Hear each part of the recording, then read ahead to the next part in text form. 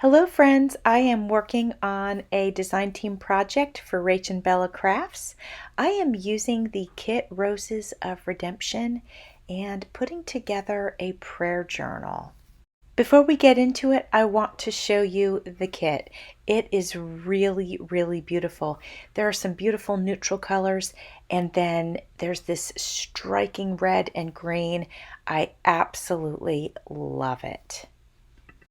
I will be sure to link Rach and Bella's YouTube channel, Facebook page, and also the link to this kit in my description box. You'll see that I've cut into some of the ephemera already. That's because we made tags just the other day. I'll make sure to link that video in my description box. If you saw my first video creating this project, you would have seen that I went ahead and disassembled this book, and now it is just the book and the spine, which I will be separating. As usual for me, I went ahead and I printed the kit out on the back of scrapbook paper. So this scrapbook paper is obviously not double-sided. One side is plain white. So that's what I went ahead and printed the kit out on. Before I get into creating the pockets, I want to go ahead and order the pages in the way that I think looks nice and that flows nicely. I'm going to try to make this a 2-signature journal, but frequently what happens to me is I set it up as a 2-signature, and then by the time I put the pockets and the tags and all the extras, it's usually enough that I actually have to end up making it a 3-signature. But we're going to try for 2. That's what we're going to start with.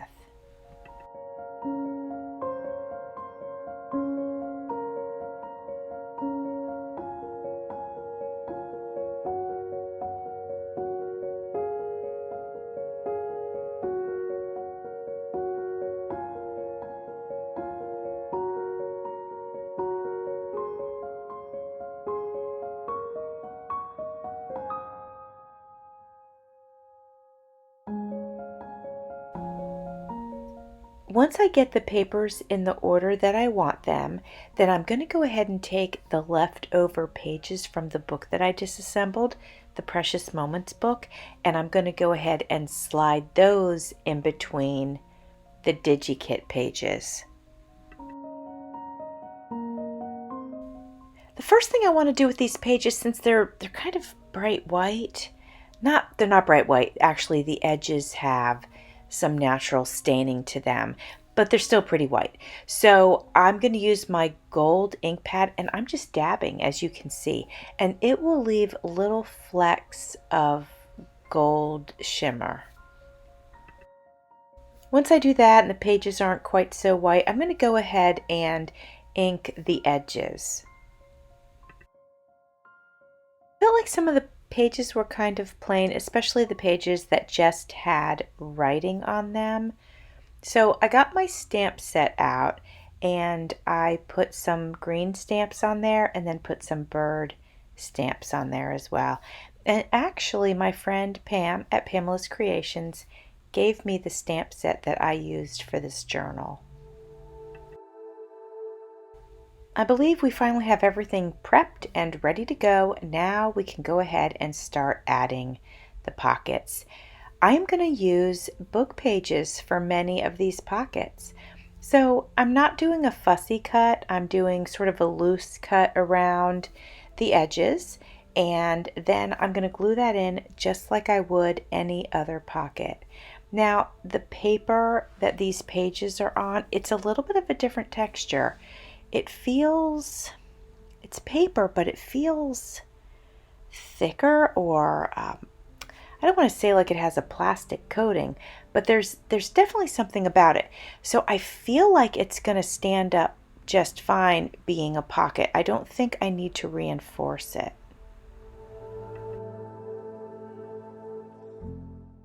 If you guys have worked with me before on a journal, you'll know that I'll flip through and finally hit a page that speaks to me, and then I'll go ahead and work on that. I don't go in order necessarily.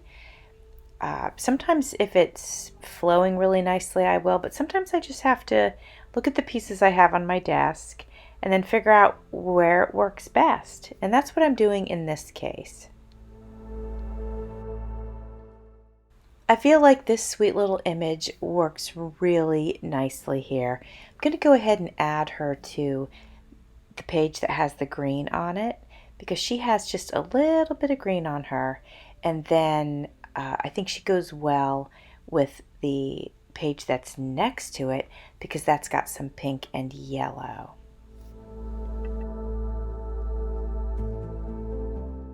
This pocket is going to look so good on this spread because her hair's got that golden hue to it and there's a little bit of gold in her flowers. I just think this is the perfect match.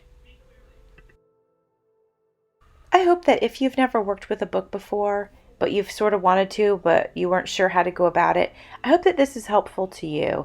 You can see truly it is easy. I think the hardest part is when you have a page that has images on both sides, is choosing which image that you want to use.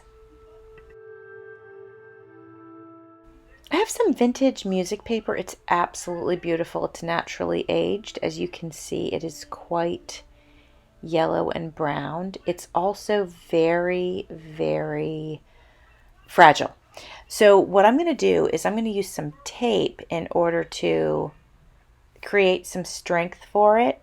And I've got this fabric tape here and I'm going to put that on the edges.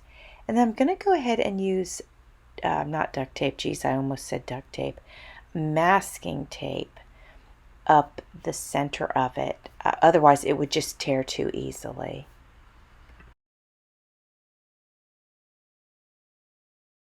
I believe the date on this music paper is 1933. So in just 10 more years, it will be 100 years old and will then be considered an antique.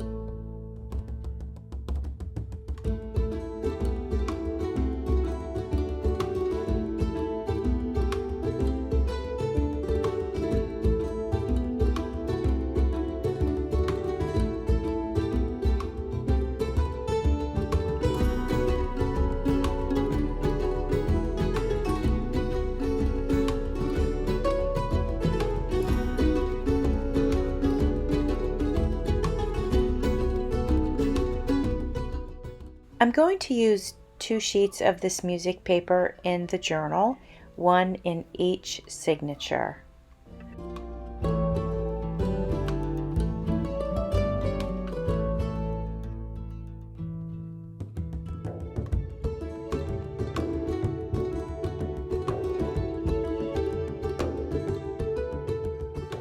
The music paper is wider than the actual journal is going to be. So I'm going to fold in the sides. I could cut them or I could fold them, and I've decided I'm going to go ahead and fold them, and then I will use tape on the edges. This will create some very nice pockets for the journal. Friends, today we created pockets from the book that we are using, and we created pockets from this music paper.